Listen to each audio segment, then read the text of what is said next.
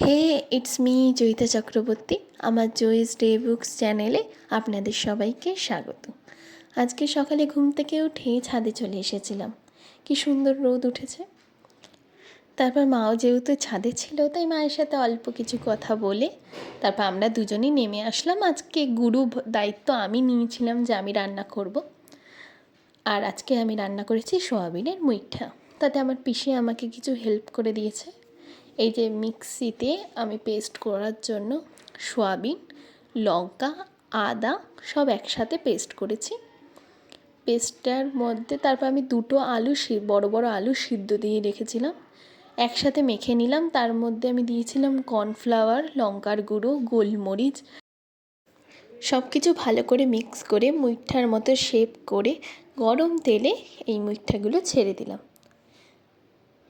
ভালো মতন ধৈর্য ধরে ভাজতে হবে, এরকম লালচে লালচে দেখতে হবে। ভালো করে মিক্স করতে হবে। যদি জল জল ভাব থাকে তাহলে বেশি করে কর্নফ্লাওয়ার দিয়ে মেখে নেবেন, যেন টাইটনেসটা থাকে, নইলে ভেঙে যেতে পারে।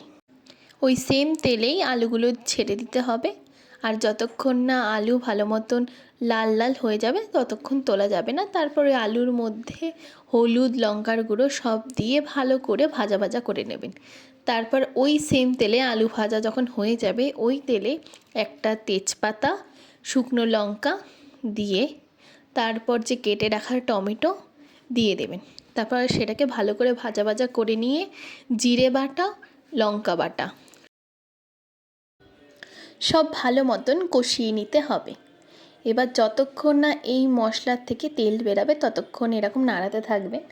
আর খুব হাই ফ্লেমে রাখবেন না, যেন আবার হাই ফ্লেমে রেখে দিলে খুন্তি নাড়িয়ে যেতে হবে। দেখবেন ভালো মতন মশলা কষানোর পর তেল ছেড়ে বেরিয়ে আসবে, তাও ভালো মতন নাড়াতে থাকবেন।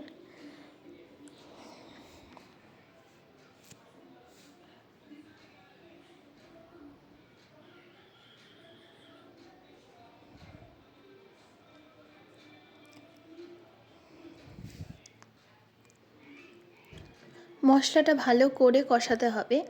কষানোর পর এরপর যে কাজু বাদাম পেস্ট করে রাখা, কাজু, পোস্ত, চারমগজ, এই সব পেস্ট একে একে করে ঢেলে দেবেন।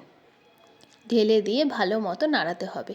আর যখন এই পেস্টগুলো ঢালবেন তখন মনে করে হাই ফ্লেম থেকে লোতে করে নেবেন, নইলে ফেটেও যেতে পারে।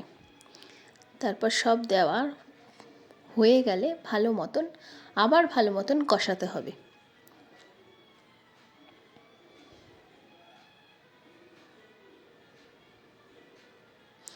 ভালো মতন কষানো হয়ে গেলে যখন দেখবেন ভাজা ভাজা হয়ে আসছে, তখন আবার লো ফ্লেম করে টক দই দিয়ে দিতে হবে। হাই ফ্লেমে টক দই দিলে টক দইয়ের থেকে টক দই ফেটেও যেতে পারে। তার জন্য হাই ফ্লেম না করে মিডিয়াম লোতে রাখবেন, তাহলে ভালো মতন মশলাটা কষবে। আবার একটু জল দিয়ে ভালো করে কষাতে হবে।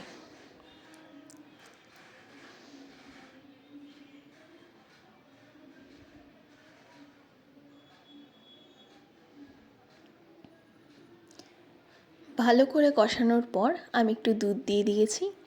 দুধ দিলেও হয়, না দিলেও হয়, কিন্তু দুধ দিলে একটু ভালো স্বাদ হয়। তারপর সব ভালো মতন কষানোর পর সেই ভাজা আলু আমি এই মিশ্রণে দিয়ে দিয়েছি। তারপর আবার ভালো মতন কষাতে হবে। যখন কষানো হয়ে যাবে তখন জল দিয়ে আবার একটু কিছুক্ষণের জন্য ঢাকা দিয়ে রেখে তারপর মুইঠাগুলো আপনারা দিয়ে দেবেন। ব্যাস, তাহলেই রেডি হয়ে যাবে সোয়াবিনের মুইঠা। এবং শেষে নামানোর সময় উপর দিয়ে ঘি ছড়িয়ে দেবেন, তাহলে ভালো লাগে। কেউই পারে না মারতে বল।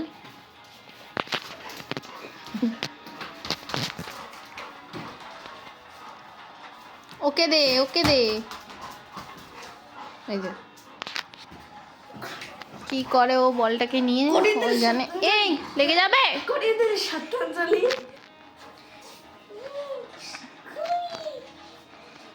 হ্যাঁ হ্যাঁ, অনেক ভালোবাসা।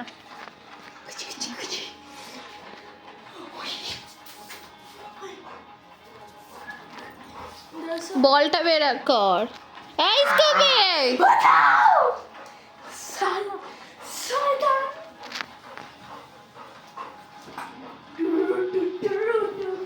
দুজনই বদমাস।